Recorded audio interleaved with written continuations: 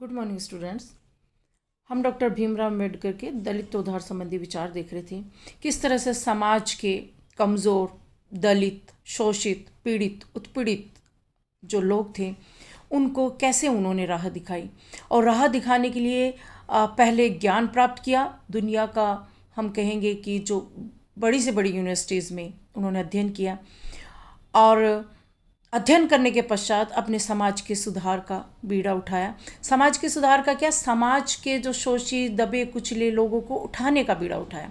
जो उदासीन और सुसुप्त पड़े थे उनको जगाने का बीड़ा उठाया, और जगाने के लिए किस तरह से उन्होंने अनेक संगठन स्थापित किए, संघर्ष के लिए अपने समाज के लोगों को तैयार किया, समाचार पत्र, पुस्तकों के माध्यम से जागरण फैलाया, जागृत किया।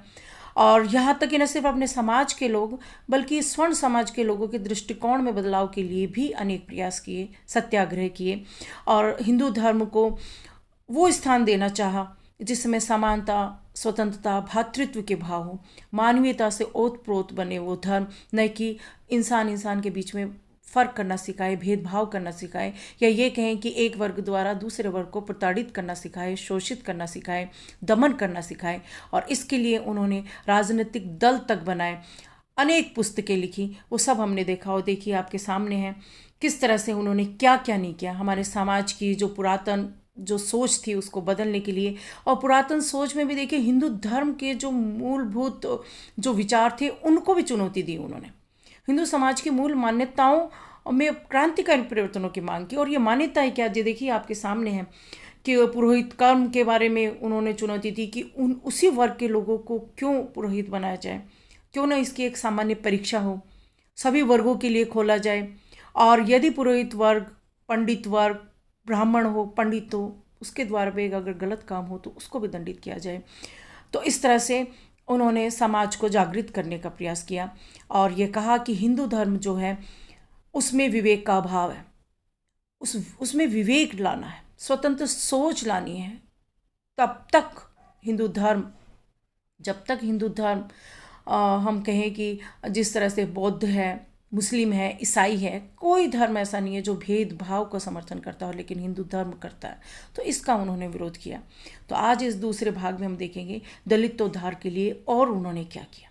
ठीक है, और करने से मतलब क्या है कि जिस तरह से हमारा समाज था जो जाति व्यवस्था की जड़ें थी, और शूद्र वर्ग के लोगों को शिक्षा का अधिकार प्राप्त नहीं था। अब मैं देखिए यहाँ कहना चाहूँगी, न सिर्फ शूद्र वर्ग की बात है, उस दलित समाज की बात है, उन्होंने हर उस वर्ग पर दृष्टि डाली जो कमज़ोर था, जो समाज का कमज़ोर तबका था, भले वो श्रमिक हो। श्रमिकों के लिए उनके द्वारा बनाए गए कानून जब वो श्रम मंत्री के रूप में थे आज भी मान्य है। स्त्रियों को स्वतंत्रता का, समानता का अधिकार देने के लिए हिंदू कोड बिल लाए वो, और उस हिंदू कोड बिल को वो पास नहीं करा सके तो उन्होंने त्याग पत्र दे दिया। तो देखिए न सिर्फ उस समाज की बात है, वो हमारे समाज में जो भी कमज़ोर वर्ग था, जो भी कमज़ोर था से मतलब जिसको भी समानता का, स्वतंत्रता का अधिकार नहीं था, जो अधिकार प्राप्त नहीं था, जिसको भेदभावों से गुजरना पड़ रहा था, उस वर्ग को उठाने की उन्होंने कोशिश की। तो स्त्रियों, श्रमिकों के लिए भी उन्होंने प्रयास किए। तो इस तरह से हम कहेंगे कि डॉक्टर भीमराव अम्बेडकर के जो विचार थे, मूलतः हम कह सकते हैं जो दबा कुचला वर्ग था उसको उठाना वो चाहते थे, उसको अधिकार देना चाहते थे। तो इस भाग में स्पेशली हम स्त्रियों और उस विचार को न देख करके वो हम उनके सामाजिक विचारों में थोड़ा देखेंगे। अभी फ़िलहाल हम सिर्फ दलित उद्धार संबंधी विचारों पर ही अपना ध्यान केंद्रित करेंगे।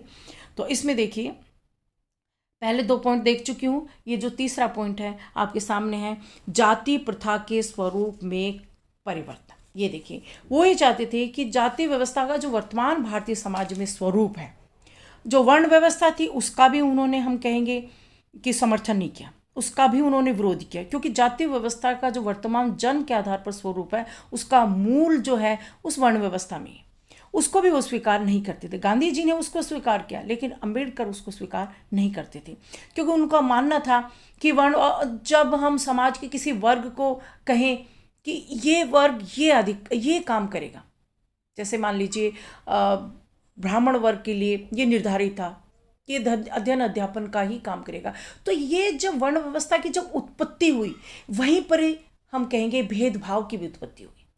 तो डॉक्टर अंबेडकर इसका विरोध करते थे। तो वर्ण व्यवस्था का भी विरोध करते थे और जाति व्यवस्था का तो उन्होंने खुला विरोध किया। जाति व्यवस्था के स्वरूप में वो परिवर्तन चाहते थे और ये स्वरूप में परिवर्तन कैसे लाया जा सकता है ये उन्होंने बताया। जाति व्यवस्था के जो वर्तमान स्वरूप वो पूरी तरह से भेदभाव और शोषण पर आधारित है। हम जानते ही हैं जो अस्पृश्यता का जो डंक उन्होंने झेला वो समाज के अन्य वर्ग के लोग नहीं जानते, वो सिर्फ उस वर्ग के लोग ही जान सकते थे। इसलिए समाज को इस डंक से वो मुक्त करना चाहते थे। ठीक है, तो इसके लिए वो क्या कहते थे वो कहते थे कि भिन्न भिन्न जातियों के मध्य सहभोज आमंत्रित किए जाए, देश का औद्योगिकरण किया जाए, क्योंकि कृषि आधारित जो अर्थव्यवस्था है वही हमारी जाति व्यवस्था का मूल है।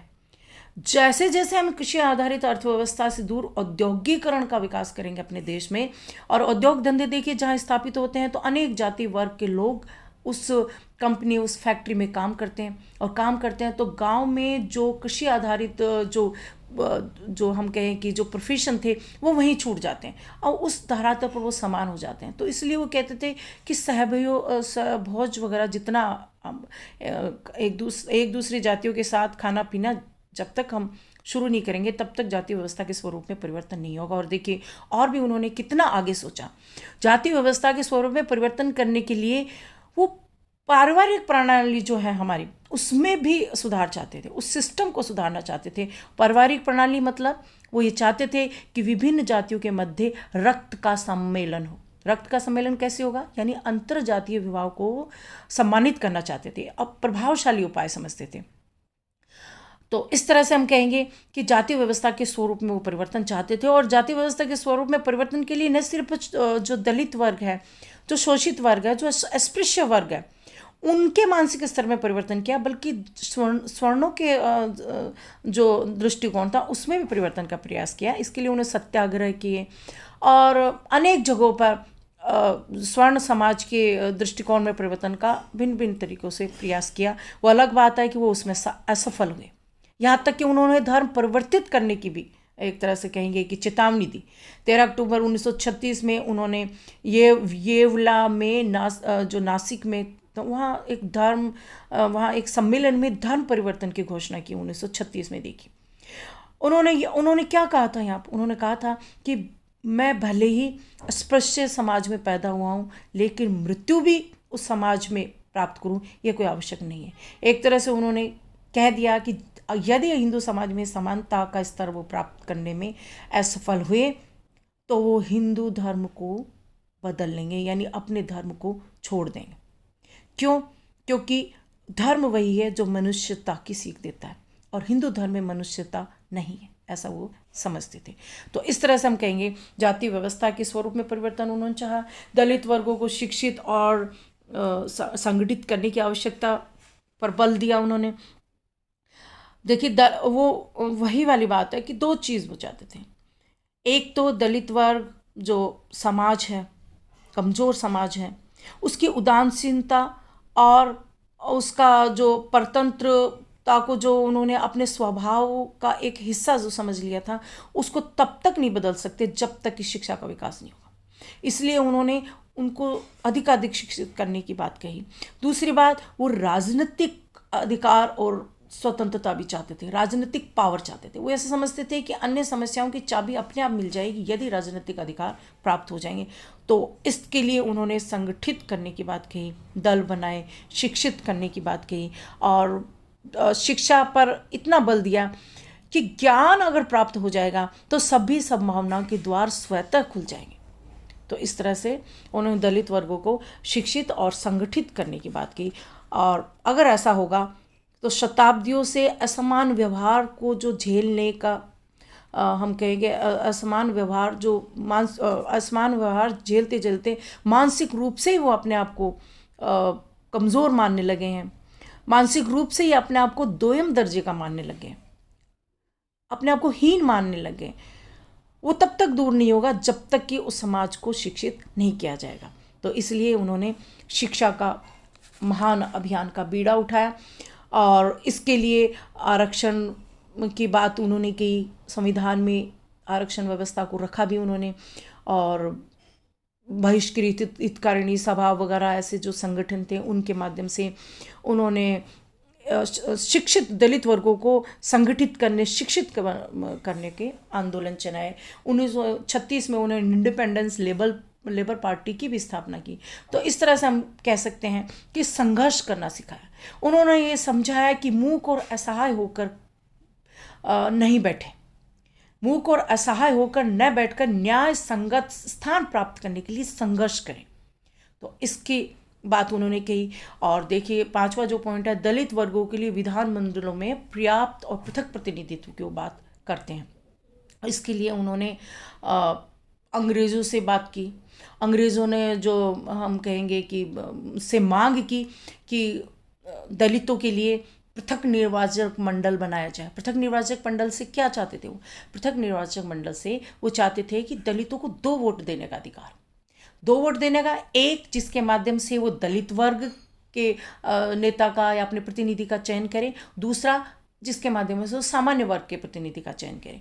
और अंग्रेजों ने उनके बात को स्वीकार भी किया। कम्युनल अवार्ड 1932 में जो आया उसका उन्होंने वो एक तरह से हम कह सकते हैं कि अंबेडकर के प्रयासों का ही परिणाम था, किंतु उसका विरोध किया गांधी जी ने उसका विरोध किया क्योंकि वो ऐसा समझते थे कि समाज में विघटन का बीज डेवलप होगा, समाज विभाजित हो जाएगा और हिंदू धर्म की एकता का या अस्पृश्यता के खिलाफ जो वो आंदोलन चला रहे थे, इसका मतलब ये होगा कि वो फेल हो। तो गांधी जी ने इसके खिलाफ आमरण व्रत उपवास जो यरवदा जेल में शुरू किया और अंततः अंबेडकर ने गांधी जी की स्थिति जब खराब होती देखी तो उन्होंने गांधी जी के आगे हम कह सकते हैं कि उनकी बात को स्वीकार किया और पृथक निर्वाचक मंडल को तो अस्वीकार कर दिया उन्होंने गांधी जी के आह्वान के कारण। किंतु देखिए जब उन्होंने ये पूना पैक्ट हुआ, उस पूना पैक्ट में जो समझौता हुआ, हम ये नहीं कहेंगे कि अंबेडकर झुक गए या गांधी जी द्वारा रखे गए जो आमरण जो उपवास था उसके दबाव में झुक गए, नहीं। उन्होंने इसके बदले में अस्पृश्यों के लिए एक तरफ समझौता किया तो दूसरी तरफ बहुत कुछ पाया भी। किस तरह से पाया, इस तरफ लोगों की नज़र बहुत गई है। पूना पैक्ट एक वो समझौता था जिसमें अस्पृश्यों के लिए जो आरक्षित सीटें थी वो थी 78 सीटें थी। इसके बदले में उन्होंने 148 स्थान दिलवाए, ठीक है। और पृथक निर्वाचक मंडल न सही लेकिन आरक्षण की प्रणाली को उन्होंने स्वीकार किया। आरक्षण की जो वर्तमान व्यवस्था है संविधान में उसको स्वीकार किया। सीटें रिजर्व कर दी कि इतनी सीटों पर आरक्षित वर्ग के लोग खड़े होंगे और सभी समाज के लोग उनको वोट देंगे। तो इस तरह से गांधी जी की बात भी रह गई और अंबेडकर की बात भी रह गई। तो दलित वर्गों के लिए उन्होंने इस तरह से ये प्रयास भी हम कह सकते हैं किया। और अगला जो पॉइंट है ये देखिए आपके सामने कितना अच्छा उनका वक्तव्य लिखा हुआ कि अपने स्वाभिमान को खोकर जीवित रहना अपमानजनक है। जीवन में स्वाभिमान अति आवश्यक है, इसके बगैर मनुष्य शून्य है। सम्मान के साथ योग्यता से जीवित रहने के लिए मनुष्य को तकलीफों से गुजरना पड़ता है। कठोर और निरंतर संघर्ष से ही मनुष्य को शक्ति, विश्वास और मान्यता उपलब्ध हो सकती है। मनुष्य नश्वर है, हर एक नए दिन मरना है, लेकिन मनुष्य को आत्मसम्मान के उत्तम आदर्श को प्रफुल्लित करने और मानवीय जीवन को सुशोभित करने हेतु समर्पित करने का संकल्प करना होगा। हम दास नहीं हैं, हम सैनिक वंश से हैं। किसी वीर पुरुष के लिए स्वाभिमान के बिना जीवन जीने से अधिक शर्मनाक बात कुछ नहीं हो सकती। तो देखिए इस तरह से अपने जो समाज है उनको जागृत किया हूँ ऐसे विचारों से उन्होंने। ये आपके सामने जो तस्वीर है वो यरवदा जेल की है जिस जब पूना पैक्ट समझौता हुआ, इसमें डॉक्टर अंबेडकर स्पष्ट नज़र आ रहे हैं। यहीं पर ही वो समझौता हुआ क्योंकि गांधी जी इसी जेल में थे उस वक्त जो समझौता हुआ था, ठीक है। अब जो छठा पॉइंट है वो है राजकीय सेवाओं में आरक्षण। ये भी अंबेडकर चाहते थे कि जब समाज को शिक्षित करने के लिए उनको आरक्षण देने का प्रावधान की उन्होंने बात की। स्कूलों में, विश्वविद्यालयों में स्कॉलरशिप की व्यवस्था, उनके लिए सुरक्षित सीटों की व्यवस्था और जब वो शिक्षित होकर के नौकरियों में जाए तो वहाँ पर भी उनके लिए आरक्षण हो। क्यों क्यों हो ये आरक्षण? क्योंकि जो कमज़ोर है, दलित है, जिसकी इतनी दीनहीन स्थिति है, वो उस समाज से मुकाबला नहीं कर सकता जो सदियों से स्वामी बनकर रहा है और जिसको स्वामी सेवक बन करके रखा गया है। तो उस स्थान को प्राप्त करने के लिए पहले उनको आरक्षण का प्रावधान करके, आरक्षण का हम कह सकते हैं कि एक इस आरक्षण के माध्यम से उनको उस स्तर को प्राप्त करने का प्रयास किया उन्होंने और संविधान में भी स्थान दिया।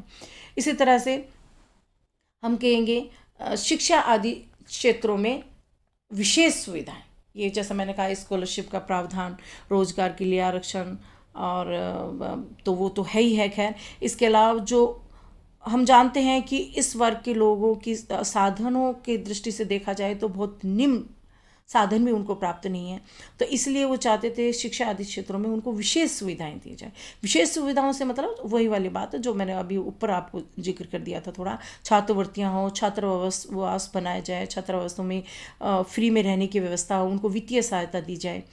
तो इस तरह से अगर साधन प्राप्त होंगे तो उसका परिणाम होगा इस समाज के लोग आगे बढ़ेगा, और सच में जो उन्होंने चाहा वैसा ही हुआ।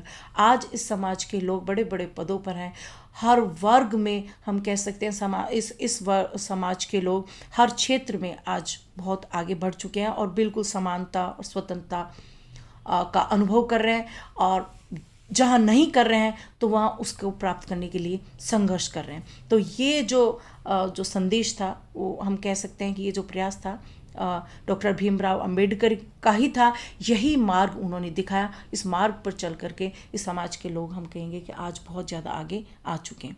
अब देखिए जो अगला पॉइंट है वो है धर्म परिवर्तन। जैसा मैं पहले भी स्पष्ट कर चुकी हूँ, उन्होंने हिंदू धर्म के अंतर्गत रहते हुए हिंदू धर्म की जो व्याख्या की, और उस व्याख्या के अकॉर्डिंगली वो चाहते थे कि समाज में वो व्याख्या स्थापित हो। जैसा पहले कहा कि एक सामान्य सर्वमान्य धर्म ग्रंथ की स्थापना हो, और जो मूलभूत मान्यताएं हैं उसमें परिवर्तन हो, और इसके लिए उन्होंने स्वर्णों के दृष्टिकोण में परिवर्तन का भी प्रयास किया, सत्याग्रह किया। मेन बात यह है कि समाज में प्रत्येक मनुष्य को मनुष्य होने के नाते समानता का अधिकार प्राप्त होना चाहिए, इसके लिए उन्होंने प्रयास किया। लेकिन जब उनको लगा कि ये संभव नहीं है, जब उनको लगा कि उनके सारे प्रयास निरर्थक साबित हुए हैं, हो रहे हैं, तो देखिए 13 अक्टूबर 1935 को उन्होंने येवला में नासिक में धर्म परिवर्तन की भी घोषणा कर दी। और जैसा मैं पहले कह चुकी हूँ कि उन्होंने कहा कि जन्म भले ही मैंने हिंदू धर्म में लिया है लेकिन मृत्यु भी वहीं हो ये आवश्यक नहीं है, और बौद्ध धर्म के प्रति आकर्षण भी उन्होंने जताया। तो इस तरह से उन्होंने धर्म परिवर्तन की भी बात कही, धर्म परिवर्तन की चेतावनी देकर के हिंदू समाज को बदलने का भी उन्होंने एक अंतिम उपाय के रूप में हम कह सकते हैं, अंतिम उपाय के रूप में उन्होंने यह भी किया। ठीक है, और इसमें उन्होंने स्पष्ट कहा कि बौद्ध धर्म को सर्वाधिक अनुकूल माना, जो समानता की बात करता है, जो भाईचारे की बात करता है। ठीक है, अगला जो पॉइंट है भारत का औद्योगिकरण। ये जैसा मैंने पहले भी स्पष्ट कर दिया कि जाति व्यवस्था के स्वरूप में परिवर्तन तब तक नहीं हो सकता जब तक कि भारतीय समाज जो भारत है उसको स्वरूप को औद्योगिक नहीं किया जाए, औद्योगिकरण नहीं किया जाए।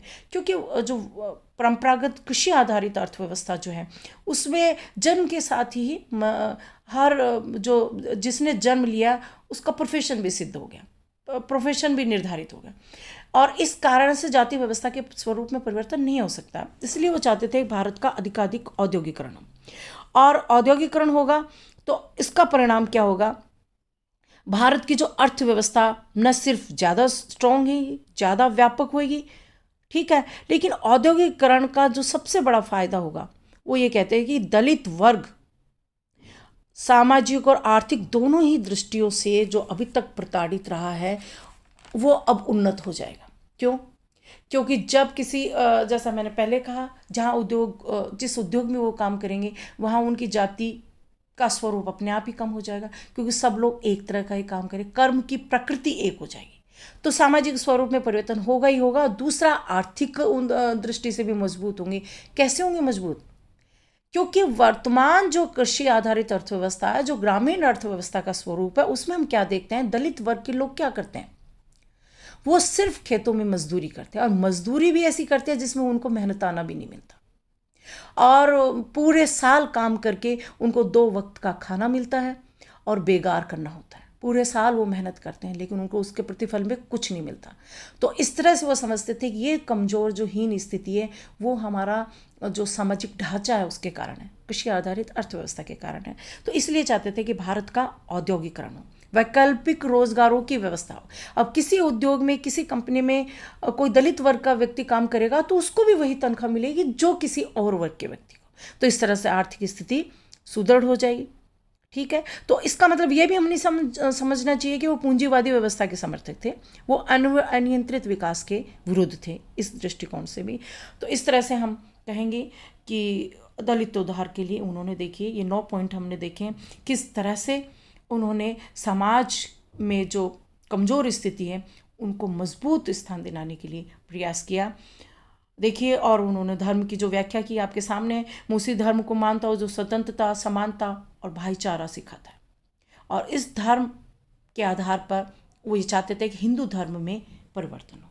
ठीक है, ये देखिए 2 तस्वीर मैं आपको दिखा रही हूँ। ये एक तस्वीर है 13 अक्टूबर 1935 की, येवला नासिक में जो उन्होंने धर्म परिवर्तन की घोषणा की थी। ठीक है, देखिए 1935 में घोषणा की, और ये घोषणा क्यों की? ताकि हिंदू समाज, स्वर्ण समाज अपने हम कहें कि विचारों में परिवर्तन लाए, और जो अस्पृश्य समाज है, जो दलित समाज है, उसको समानता का अधिकार दे, उसको सम्मान दे, उसको अपमानित नहीं करे।